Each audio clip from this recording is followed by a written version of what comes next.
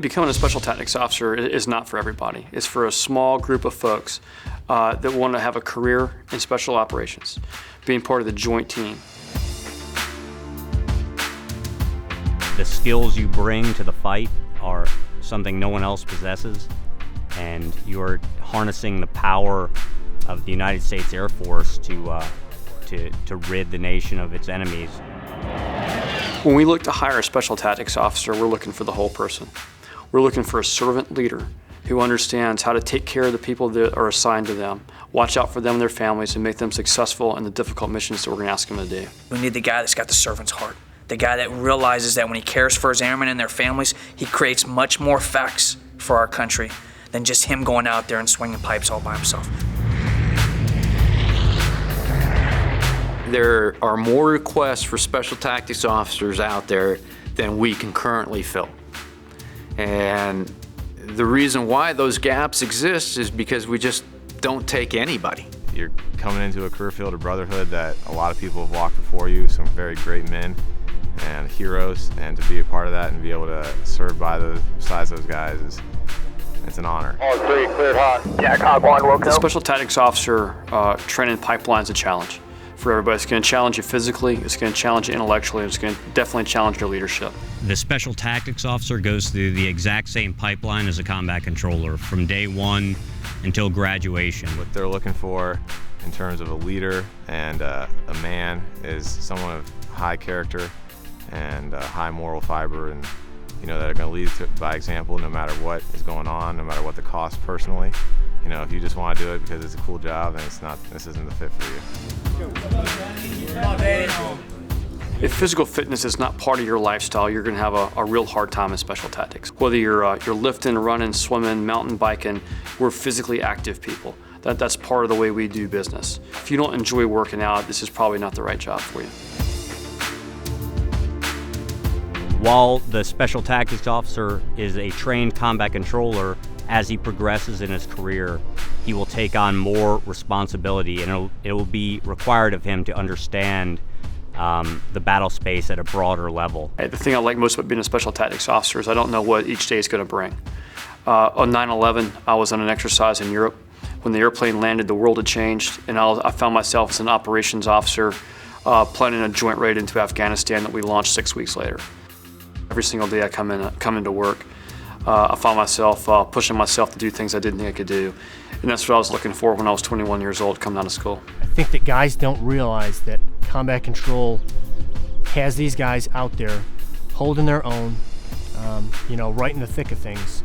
And, if guys were to read a couple books, and just, try and dig in to see what combat control has to offer, that there would be, no question. It would be like, oh, well, this is exactly what I want to do. My advice for anyone who is currently a cadet who's trying to train to become a special tactics officer and make it through the selection process would be to focus on your areas of weakness. We talk a lot about embracing critical feedback in special tactics, and that's very important starting from the very beginning. So if you know that your leadership skills need work, then that's where you should focus on. If you know that you need to be more fit, then that's what you should focus on. The biggest piece of advice I would give to somebody who is coming through this process, maybe as a sophomore or a junior in ROTC, is to seek out somebody who's already gone through it, who's 1-2 years ahead of you, who has some corporate knowledge and some firsthand experience of what this pipeline and this career field entails. After completing Phase 2, that was the most difficult week I've gone through, both physically and mentally.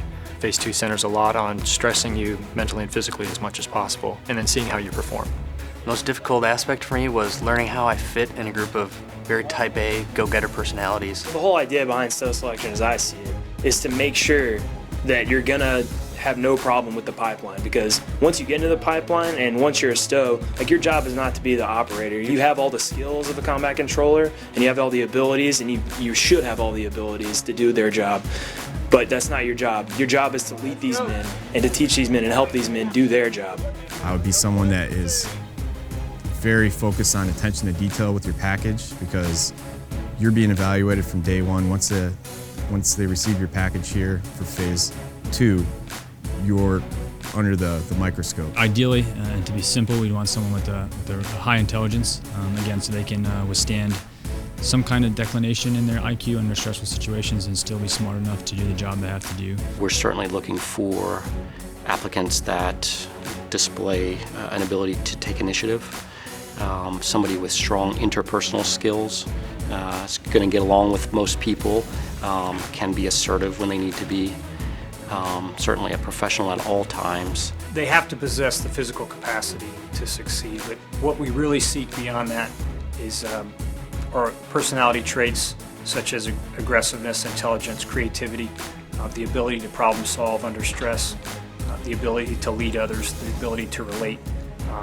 to other people and interact at an interpersonal level. Make sure you're committed to this. You can't go into this halfway. It has to be 100%. You have to give everything that you've got. And if you're married, you got to make sure that your family's ready for this as well, because it's a commitment on their part.